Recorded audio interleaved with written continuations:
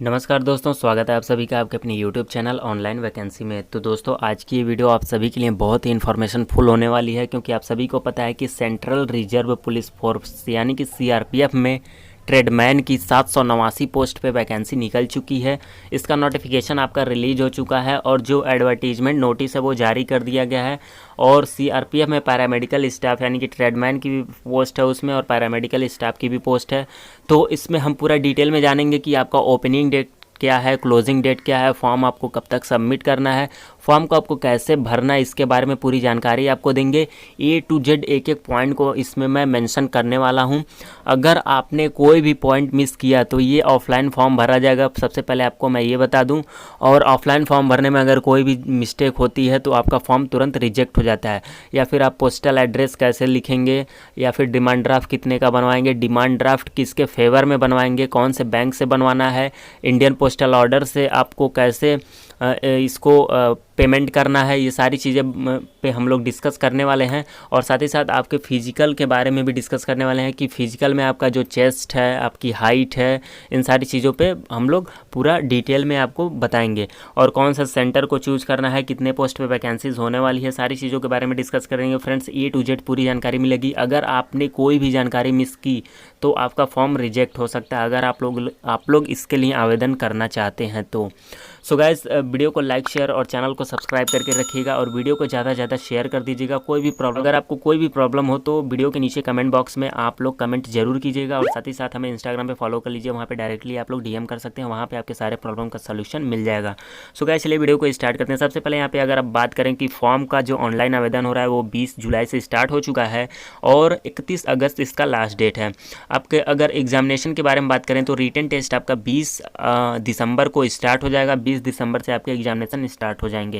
तो चलेगा, यहाँ पे बात कर लेते हैं। जो पोस्ट है पैरामेडिकल स्टाफ का जो आया है सीआरपीएफ में, वो आपका दो ग्रुप के लिए है, ग्रुप बी और ग्रुप सी। ठीक है, ग्रुप बी के लिए पोस्ट है और ग्रुप सी के लिए पोस्ट है। जो सी के लिए पोस्ट है वो कांस्टेबल की पोस्ट है। ग्रुप बी के लिए जो पोस्ट है वो आपका सब इंस्पेक्टर्स और हेड कांस्टेबल और असिस्टेंट वगैरह का है, फार्मासिस्ट का है, बहुत सारे पोस्ट हैं इसमें।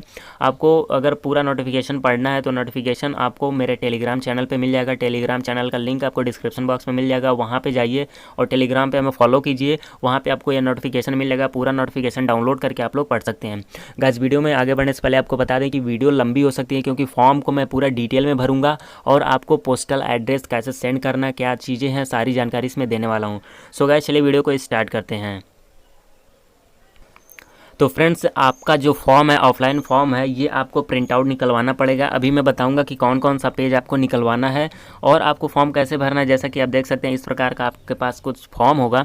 ठीक है, और फॉर्म भरने के बाद कौन कौन से डॉक्यूमेंट इसके साथ आपको सेंड करने हैं और कितने रुपए का आपको वहाँ पर टिकट लगाना है और क्या है, पूरी जानकारी आपको इस वीडियो में मिल जाएगी। तो सबसे पहले बात करते हैं कि फॉर्म को कैसे भरा जाता है। तो आपको मैं यहाँ पर जूम करके फॉर्म भरना बता रहा हूँ। ठीक है, एक एक चीज़ें यहाँ पे मैं डिस्कस करने वाला हूँ फ्रेंड्स। यहाँ पे जो आपके लिए सबसे पहली बात है, अगर फॉर्म आप भर रहे हैं तो इसका प्रिंट आउट निकाल लीजिए। प्रिंट आउट मैं वीडियो के एंड में बताऊँगा कि कौन कौन से पेज का निकालना है। आप लोग पूरा वीडियो ज़रूर देखिएगा, अगर कोई भी जानकारी मिस होती है तो आपका फॉर्म रिजेक्ट हो जाएगा। सबसे पहली बात यहाँ पे बताया गया कि details to be filled in block letters only. आपको कैपिटल लेटर में आपके जितनी भी जानकारी इसमें भरनी है, फॉर्म को पूरा आपको कैपिटल लेटर में ही भरना है, स्मॉल लेटर में कुछ नहीं भरना है। बहुत सारे लोगों का कमेंट भी आ रहा था कि ईमेल आईडी तो स्मॉल लेटर में होता है, कैपिटल में भरें या फिर स्मॉल में। गाइज, यहाँ पे आपको जितनी भी जानकारी इसमें फिल करनी है ना, वो सारी ब्लॉक लेटर में ही करनी है, यानी कि कैपिटल लेटर में ही भरनी है। तो ये प्रॉब्लम आपकी सॉल्व हो गई। ठीक है, यहाँ पे आपको पासपोर्ट साइज का कलर फोटोग्राफ लगाना, एक फ़ोटो यहाँ पे आप चस्पा करेंगे, चिपकाएंगे। ठीक है, और सबसे पहली बात है कि पोस्ट अप्लाइड फॉर, आप किस पोस्ट के लिए अप्लाई कर रहे हैं, सबसे फर्स्ट वाले कॉलम में आप लोग भरेंगे। ठीक है, कि किस पोस्ट के लिए आप लोग अप्लाई कर रहे हैं, या फिर कांस्टेबल सफाई के लिए, कांस्टेबल कुक के लिए, तो बहुत सारे पोस्ट हैं इसमें। तो कौन से हेड कांस्टेबल के लिए, मिडवाइफ के लिए, किसके लिए आप लोग अप्लाई करना चाहते हैं, आप लोग यहाँ पे मेंशन करेंगे। दूसरा है कि आपका एग्जामिनेशन सेंटर क्या है। तो गैस, यहाँ पे आपको मैं बता दूं, आप लोग को दो प्रेफरेंस यहाँ पे देना है, जो आपके नियर अबाउट है। दो एग्जामिनेशन सेंटर आप फिल कर सकते हैं।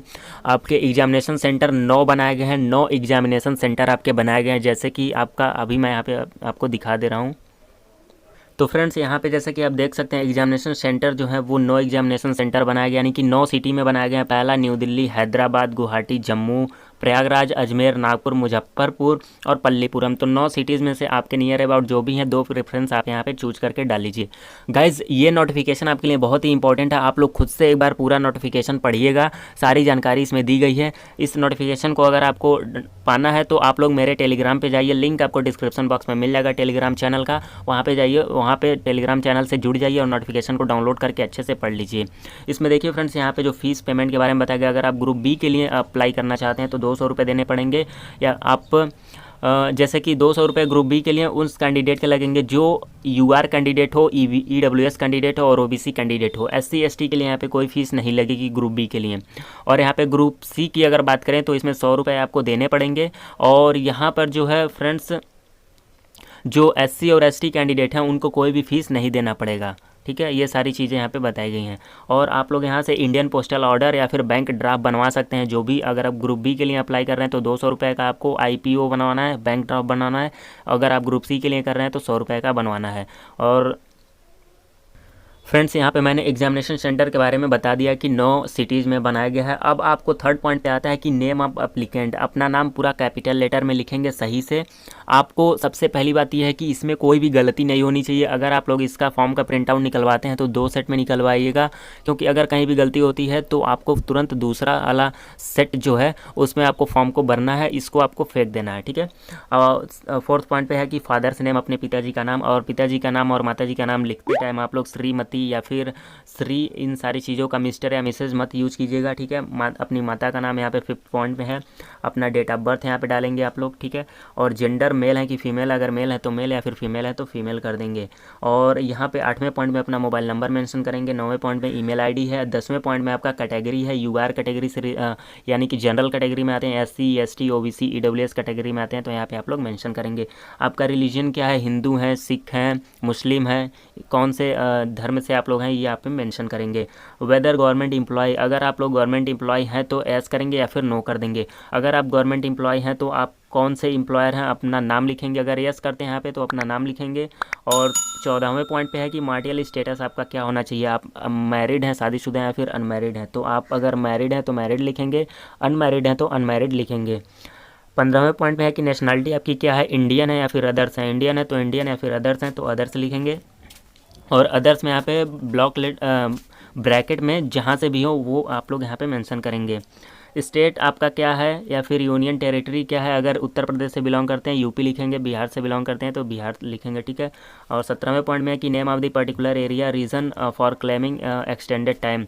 गाइस यहाँ पे अगर आपको टाइम में डेट में छूट लेना है, जैसे कि आप जम्मू वगैरह से हैं, आपको पोस्टल एड्रेस में कुछ प्रॉब्लम होता है तो आप लोग यहाँ पे छूट वगैरह ले सकते हैं, आपको यहाँ पे मिल जाएगा।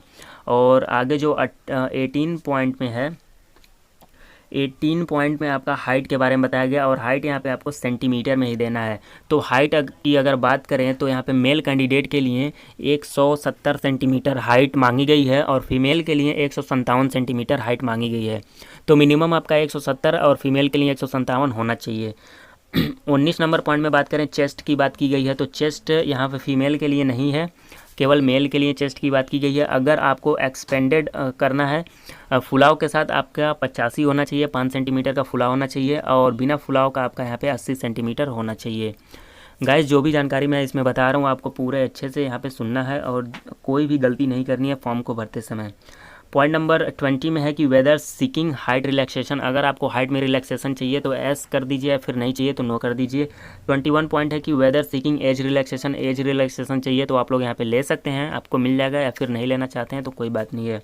यहाँ पे जो ए पॉइंट है कि आपकी फैमिली मेम्बर जो है वो 1984 के जो दंगे हुए थे उसमें आपका जो फैमिली मेम्बर है या फिर कोई है उसमें मारे तो नहीं गए थे या शामिल तो नहीं थे, तो अगर ऐसा है तो आप लोग यस या फिर नो लिखेंगे, ठीक है। बी पॉइंट में भी वही है कि गुजरात 2002 में जो दंगे हुए थे उसमें, ठीक है, तो यहाँ पे यस नो कर दीजिएगा जो भी होगा आपके पास। और जम्मू कश्मीर में जो हुए थे वहाँ पे आप लोग ये कर दीजिएगा एस या फिर नो, जो भी इससे रिलेट कर रहे हो एस कर दीजिएगा, जो नहीं कर रहे हो तो वो नो कर देंगे, ठीक है। पॉइंट नंबर 22 है कि वेदर एक्स सर्विसमैन, अगर आप एक्स सर्विसमैन है तो यस करेंगे, नहीं है तो नो करेंगे। अगर एक्स सर्विसमैन है यस करेंगे तो आपको यहाँ पे उसका पूरा ब्यौरा देना पड़ेगा कि आपने कब ज्वाइन किया था सर्विस, आप कब डिस्चार्ज हुए थे और आपकी सर्विस का पूरा टाइम क्या था। आपको पूरा लेंथ देना पड़ेगा डे मंथ ईयर में कि इतने साल इतने महीने और मैंने इतना दिन अपना सर्विस किया था।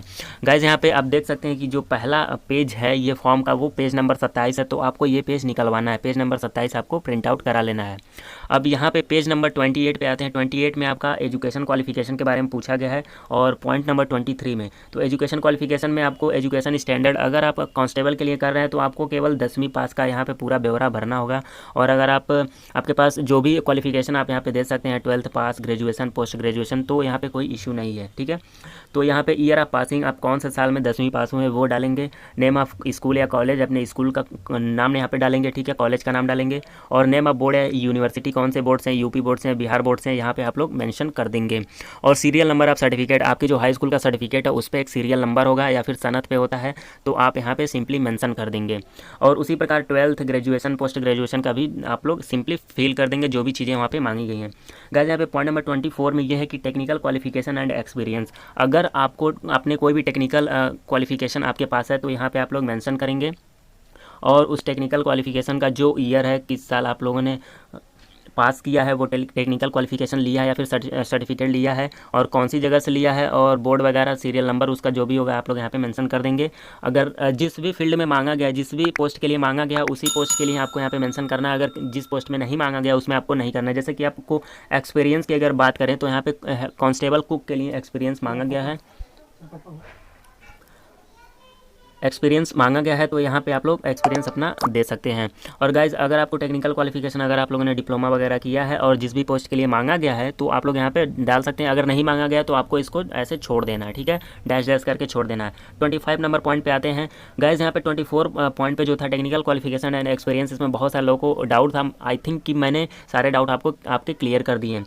और यहाँ पे जो 25 नंबर पॉइंट है कि पोस्टल एड्रेस फॉर करस्पॉन्डेंस, तो आपका जो करस्पॉन्डेंस एड्रेस है यहाँ पे आप लोग मेंशन कर देंगे, पूरा अच्छे से लिख देंगे कि आप कौन से जगह से बिलोंग करते हैं, अपना आपका एरिया क्या है और पोस्टल एड्रेस क्या है, पिन कोड क्या है, सारी चीज़ें आप यहाँ पे मेंशन कर देंगे। और यहाँ पे जो परमानेंट एड्रेस है फ्रेंड्स, आप लोग यहाँ पे परमानेंट एड्रेस अपना फिल कर देंगे। अगर आपका परमानेंट एड्रेस आपके करस्पॉन्डेंस एड्रेस पे ही है तो आप लोग लिख देंगे सेम एज करस्पॉन्डेंस, ठीक है। और पॉइंट नंबर 27 जो है वो ऑप्शनल है, जैसे कि आधार कार्ड नंबर अगर आप देना चाहते हैं तो आप लोग यहाँ पे फिल कर दीजिएगा, नहीं देना चाहते हैं तो कोई बात नहीं, आप लोग छोड़ सकते हैं, ये ऑप्शनल यहाँ पे दिख रहा है, ठीक है। पॉइंट नंबर 28 है कि whether convicted in any criminal और सिविल केस, अगर आप लोगों का कोई भी क्रिमिनल रिकॉर्ड है और तो आप लोग यहाँ पे, अगर आपके पास आपका कोई भी केस वगैरह है तो क्रिमिनल रिकॉर्ड है तो आप यस करेंगे, अगर नहीं है तो नो करेंगे, ठीक है। और पॉइंट नंबर 29 है कि आपके द्वारा आप पे अगर कोई भी पुलिस स्टेशन में FIR वगैरह है तो आप लोग यस करेंगे, अगर नहीं है तो नो कर देंगे। पॉइंट नंबर 30 ये है कि वेदर अरेस्टेड बाय पुलिस, अगर आपको पुलिस ने कभी अरेस्ट किया है तो आप यहाँ पे यस करेंगे या फिर नो कर देंगे, ठीक है। और पॉइंट नंबर 31 है कि whether any criminal cases pending in court या ला, आपका कोई भी क्रिमिनल केस जो है वो कोर्ट ला में पेंडिंग है तो आपको यहाँ पे यस करना पड़ेगा, अगर नहीं है तो नो कर देंगे। पॉइंट नंबर 32 है कि डिटेल्स ऑफ फीड पे, तो आपको फ़ीस पेमेंट कैसे करना है, तो ये सबसे बड़ा पॉइंट है, पॉइंट नंबर 32। तो इसके बारे में मैं आपको यहाँ पे पूरी जानकारी देने वाला हूँ। गाइस वीडियो लंबी हो गई है, वीडियो को पूरा एंड तक जरूर देखिएगा। 32 नंबर पॉइंट के बारे में आपको पूरी जानकारी यहाँ पे दे रहे हैं। तो फ़ीस पेमेंट आप दो तरीके से कर सकते हैं, जैसा कि यहाँ पे दिया गया कि IPO यानी कि इंडियन पोस्टल ऑर्डर और BD नंबर यानी कि बैंक ड्राफ्ट नंबर, और आपको जिस दिन ये बनवाना है, ठीक है, 20 तारीख के बाद ही का डेट आप लोग यहाँ पे डालिएगा, फॉर्म 20 तारीख के बाद ही आप लोग यहाँ पे फिल कीजिएगा, भरिएगा।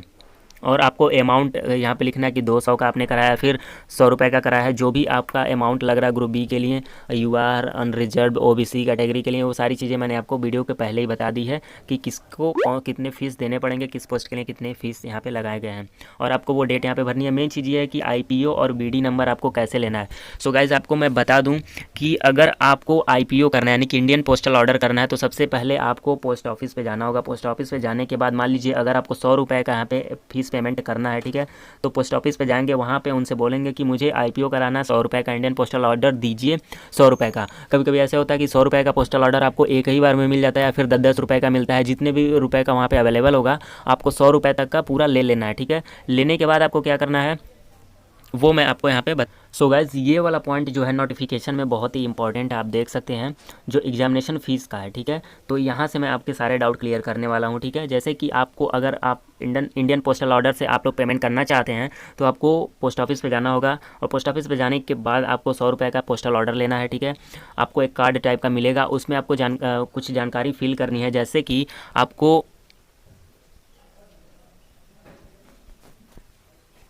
पोस्टल ऑर्डर में क्या जानकारी फिल करनी है। तो आप जैसे 100 रुपये का पोस्टल ऑर्डर लेते हैं, ठीक है, तो उसके बाद यहाँ पे आप देख सकते हैं कैंडिडेट्स हु हैव टू पे application fee can pay through Indian postal order या फिर बैंक ड्राफ्ट, दो तरीके से आप पे कर सकते हैं। तो मैं यहाँ पे इंडियन पोस्टल ऑर्डर के बारे में बता रहा हूँ और बैंक ड्राफ्ट के बारे में, दोनों के लिए सेम प्रोसीजर है। वहाँ पर आपको एक चीज़ मिलेगी कि इन फेवर ऑफ लिखा होगा या फिर पे ऑफ लिखा होगा, ठीक है, पे ऑफ। तो उसमें आपको ये एड्रेस फिल करना है जो लिखा है DIGP group centre CRPF Bhopal, ठीक है, इतनी एड्रेस आपको उसमें फिल करनी है। फिर उसके जस्ट नीचे लिखा होगा कि पेएबल, ऐसे करके लिखा होगा, उसमें आपको ये वाला एड्रेस फिल करना है SBI बंगरसिया, ठीक है, ये एड्रेस आपको फिल करना है। इसी प्रकार आपको बैंक ड्राफ्ट में भी फिल करना है। आप किसी भी बैंक में जाएंगे और ज़्यादातर आप लोग उसी बैंक में जाइएगा, जैसे कि SBI के बैंक में जाइएगा, वहाँ पे बोलिएगा कि मुझे बैंक ड्राफ्ट बनवाना है 100 रुपये का या फिर 200 रुपये का, तो वो आपको एक फॉर्म देंगे। फॉर्म में आपको सिंपली यही फिल करना है, जैसे कि इन फेवर ऑफ में ये एड्रेस फिल करना है, और पेएबल में जैसे आप जाते हैं तो SBI बंगरसिया आपको फिल कर देना है, डेट वगैरह डाल के, और आपको एक रिसीविंग मिल जाएगी और आपको वहाँ पर बैंक ड्राफ्ट या इंडियन पोस्टल ऑर्डर का काम वहाँ पर फाइनल हो जाएगा। तो इस प्रकार से आपको पेमेंट करना है। सो फ्रेंड्स, यहाँ पे मैंने फ़ीस पेमेंट के बारे में पूरी जानकारी दे दी, और नीचे आपके जैसे आप लोग इंडियन पोस्टल ऑर्डर से करते हो तो नीचे आपको कुछ डिजिट मिलेंगे, सबसे नीचे उस पोस्टल ऑर्डर के वो डिजिट आपको यहाँ पे फिल करने हैं। अगर आप बैंक ड्राफ्ट से करना चाहते हैं तो बैंक ड्राफ्ट में भी नीचे आपका 6 डिजिट का आई थिंक होता है, तो वो नंबर आपको इसमें फिल करना है, ठीक है। और वो जो बैंक ड्राफ्ट या फिर इंडियन पोस्टल ऑर्डर जिस भी चीज़ से आप करते हैं तो उसको आपको डॉक्यूमेंट के साथ सेंड करना है, तो उसको आपको रखना पड़ेगा आपके पास, ठीक है। और यहाँ पे जो डिक्लेरेशन दिया गया कि I hear bye declare that, तो यहाँ पे सिंपली जो भी चीज़ें हैं आप लोग पढ़ लीजिएगा और यहाँ पे अपना सिग्नेचर कीजिएगा। सिग्नेचर आपको रनिंग हैंड में ही करनी है, जैसे आप सिग्नेचर करते हैं रनिंग हैंड में करनी है, और इस ब्लॉक के अंदर ही आपको सिग्नेचर करना है, बाहर नहीं करना है। आई थिंक कि आपको सारी जानकारी समझ में आ गई होगी। कोई भी मिस्टेक नहीं करनी है फॉर्म भरते समय, नहीं तो आपका फॉर्म यहाँ पे रिजेक्ट हो जाएगा, और कोई भी गलती होती है तो आप दूसरा फॉर्म यहाँ पे भरिएगा। यहाँ पे अगर आप सिग्नेचर नहीं करते हैं तो यहाँ पे डायरेक्टली बोला गया कि unsigned application will be rejected, ठीक है, तो आपका एप्लीकेशन यहाँ पे रिजेक्ट हो जाएगा। सो गाइज, यहाँ पे जो आपका पेज नंबर था 28 भी आपको प्रिंट आउट कराना है, यानी कि 27 और 28 दोनों प्रिंट आउट कराना है, और आगे के 2 पेज और है उसके बारे में भी मैं आपको बताने वाला हूं। तो ये सारी जानकारी आप देख सकते हैं। यहाँ पे डिक्लेरेशन है 29, पेज नंबर 29 में आपका एक डिक्लेरेशन मिल जाएगा, इसको आप लोग पूरा अच्छे से पढ़ लीजिएगा अगर पढ़ना चाहते हैं। और यहाँ पर जो मेन चीज़ है डिक्लेरेशन में आपको ये करना है, 8वें नंबर पॉइंट में आई के बाद अपना नाम लिखना है, और अपने पिताजी का नाम यहाँ पे लिखना है, आपका एज लिखना है, और आपकी रेसिडेंस क्या है, आपका एड्रेस यहाँ पे लिखना है, आपका जिला, आप किस स्टेट से बिलोंग करते हैं वो लिखना है। सारी चीज़ें लिखने के बाद आप जहाँ से बिलोंग करते हैं, जहाँ से ये फॉर्म भर रहे हैं वो प्लेस लिखना है, और आपको वो डेट लिखना है जिस दिन आपने ये फॉर्म भरा है, और सिग्नेचर ऑफ कैंडिडेट आपको रनिंग हैंड में अपना सिग्नेचर यहाँ पे करना है, और सिग्नेचर अगर मिस होता है तो आपका फॉर्म रिजेक्ट हो जाएगा। तो ये सारी चीज़ें आपको करनी है। तो पेज नंबर 27, पेज नंबर 28 और पेज नंबर 29, ये तीनों पेज आपको प्रिंट आउट निकलवा लेने हैं और इस प्रकार से आपको भर लेने हैं। गाइज़, अगर आप OBC कैंडिडेट हैं तो OBC कैंडिडेट अगर हैं तो आपको अपेंडिक्स C1 वाला भी फॉर्म भरना है, जैसे कि declaration bye OBC candidate regarding non creamy layer status. तो आपको यहाँ पे सिंपली भरना, कुछ ज़्यादा प्रोसेस नहीं है, अपना नाम भरना है, अपने पिताजी का नाम या फिर जो भी है आप यहाँ पे भरेंगे, और विलेज, सिटी और अपना डिस्ट्रिक्ट, स्टेट, जैसे डिक्लेरेशन में भरना था वैसे इसमें भी भरना। ये भी डिक्लेरेशन है लेकिन OBC कैंडिडेट के लिए है कि नॉन क्रीमी लेयर स्टेटस आपका है कि नहीं है, ठीक है। और यहाँ पे आपको अपना सिग्नेचर कर देना है, ज़्यादा कुछ इसमें नहीं करना है। तो ये सारी चीज़ें हैं, और ये पेज नंबर 35 है, ठीक है। तो OBC कैंडिडेट के लिए ये अलग से भी आ जाता है 35। सो गाइस, अब आपको यहाँ पे बताने वाला हूँ कि कौन से डॉक्यूमेंट्स आपको यहाँ पे फ्रेंड्स, यहाँ पे आपने फॉर्म अच्छी तरीके से भर लिया, कोई भी प्रॉब्लम नहीं है, और फ़ीस पेमेंट के भी बारे में मैंने बता दिया कि आपको कैसे फ़ीस पेमेंट करना है। सो फ्रेंड्स, यहाँ पे जो जानकारी छूट गई थी वो है आपका मेल कैंडिडेट और फीमेल कैंडिडेट के लिए जो आपका रेस होने वाला, लॉन्ग जंप होने वाला, हाई जंप होने वाला, ये सारी चीज़ें आप लोग यहाँ से देख सकते हैं कि आपको 1 मील 7 मिनट 30 सेकंड में पूरे करने हैं। मेल के लिए, फीमेल के लिए 800 मीटर का रेस है वो 6 मिनट में करना है, और आपका लॉन्ग जंप, हाई जंप, ये सारी चीज़ें आप लोग यहाँ पे देख सकते हैं, स्क्रीनशॉट ले लीजिए, ठीक है। और आगे हम लोग बात करते हैं कि आपको कौन कौन से डॉक्यूमेंट्स यहाँ पे सेंड करने हैं। आपने जो भी डॉक्यूमेंट वहाँ पे फिल की है, जैसे कि सो गाइस यहाँ पे बात करते हैं कि कौन कौन से डॉक्यूमेंट आपको वहाँ पे सेंड करने हैं। तो सबसे पहली बात यह है कि आप लोगों ने किस पोस्ट के लिए अप्लाई किया, ये जानना बहुत ज़रूरी है आपको। जैसे अगर आपने जो भी एजुकेशन क्वालिफिकेशन वहाँ पे फिल किया, जैसे 10th का फिल किया तो 10th का मार्कशीट लगेगा फ़ोटोकॉपी, अगर 12th का भी किया है तो 10th 12th दोनों लगेगा, ग्रेजुएशन का है तो ग्रेजुएशन का भी लगेगा। तो और अगर आपने आधार कार्ड वगैरह मेंशन किया नंबर, तो आधार कार्ड की फ़ोटोकॉपी लगेगी, और बैंक ड्राफ्ट का या फिर इंडियन पोस्टल ऑर्डर, ठीक है, उसका आपको जो रिसीविंग मिला है वो आपको उसमें डालना है लिफाफे में, और आपको एक लिफाफा लेना है, ठीक है। उस लिफाफे को आपको पोस्ट करना है, 22 रुपये का टिकट उस पर लगाकर, और उस पर अपना एड्रेस पूरा लिखना है, ठीक है, अपना एड्रेस पूरा डिटेल में लिखना है, और 22 रुपये का टिकट उस लिफाफे पे लगाना है। छोटा लिफाफा होना चाहिए, और अपना जो भी डॉक्यूमेंट मैंने बताया, आपका जो एक्सपीरियंस सर्टिफिकेट है या फिर टेक्निकल सर्टिफिकेट है, उसका भी फ़ोटोकॉपी आपको लगाना पड़ेगा।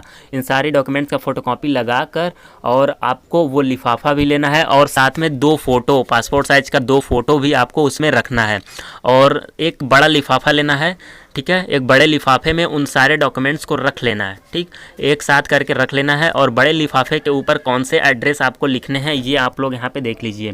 तो सबसे पहले ऊपर आपको लिखना है कि central reserve police force paramedical examination 2020, सबसे ऊपर लिखना है। और आप लोग यहाँ पे लिख सकते हैं कि DIGP, ये एड्रेस पूरा लिखना है, ये एड्रेस पूरा लिखना है आपको।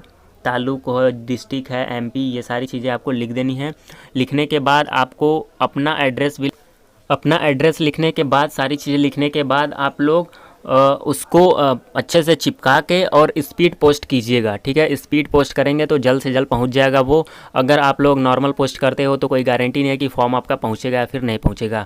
और गाइज़ अपना एड्रेस जो भी है आप लोग सही से लिखिएगा, क्योंकि अगर फॉर्म रिटर्न भी आता है तो आपके एड्रेस पर आएगा, और जो आपका कॉल लेटर वगैरह आएगा, वो जो छोटा वाला लिफाफा आपको उसमें डालना है 22 रुपये का टिकट लगाकर, वो आपको उसी लिफाफे में आपका कॉल लेटर वगैरह वहाँ से सेंड करेंगे वो लोग, ठीक है। तो छोटा लिफाफा और 2 फोटोकॉपी, टिकट जो लगाना है वो डिमांड ड्राफ्ट वाला आपको रिसीविंग उसमें डालना है, और जितने भी डॉक्यूमेंट्स हैं सारे डॉक्यूमेंट्स का फ़ोटोकॉपी उसमें डालना है, जो भी चीज़ें आप लोगों ने फॉर्म भरते समय फिल की है। ये सारी चीज़ें डालने के बाद आपको एड्रेस वगैरह सब कुछ लिख कर और उसे स्पीड पोस्ट कर देना है। और छोटे वाले लिफाफे पे आपको अपना पूरा एड्रेस लिखना है, और बड़े वाले लिफाफे भी आपको पूरा एड्रेस लिखना है। और एक चीज़ ये भी, जो भी चीज़ें मैंने बताई आप लोग अच्छे से सुन लीजिएगा उसमें, ठीक है। वीडियो को आप लोग पीछे करके भी आप लोग देख सकते हैं। गाइस यहाँ पे एक और इम्पॉर्टेंट चीज़ है कि आप लोग केवल एक पोस्ट के लिए एक बार अप्लाई कर सकते हैं, एक ही बार आप लोग सबमिट कर सकते हैं। ऐसा नहीं है कि जितने भी पोस्ट हैं उसके लिए अलग अलग आप लोग वहाँ पे सबमिट करें, ठीक है। ये सारे पोस्ट जो हैं वो एक ही जगह जाएंगे, और वहाँ पे अगर 2 चीज़ें पाई गई, आपका एड्रेस वगैरह मैच किया, तो आपके सारे अप्लीकेशन वहाँ पे रिजेक्ट कर दिए जाएंगे। एग्जामिनेशन होगा वो आपका PST PET होगा, ठीक है। उसके बाद आपका रिटन टेस्ट होगा। यहाँ पे आपका जो एडमिट कार्ड रिलीज़ किया जाएगा वो आपका PST और PET के लिए सबसे पहले होगा। आपका चेस्ट हाइट, फिजिकल वगैरह सारी चीज़ें हो जाएंगी। उसके बाद आपका रिटन टेस्ट होगा। रिटन टेस्ट भी 2 ग्रुप में होगा, मतलब 2 शिफ्ट में बोल सकते हो आप, ठीक है। 2 शिफ्ट में, पार्ट A पार्ट B में आपका रिटन टेस्ट होगा।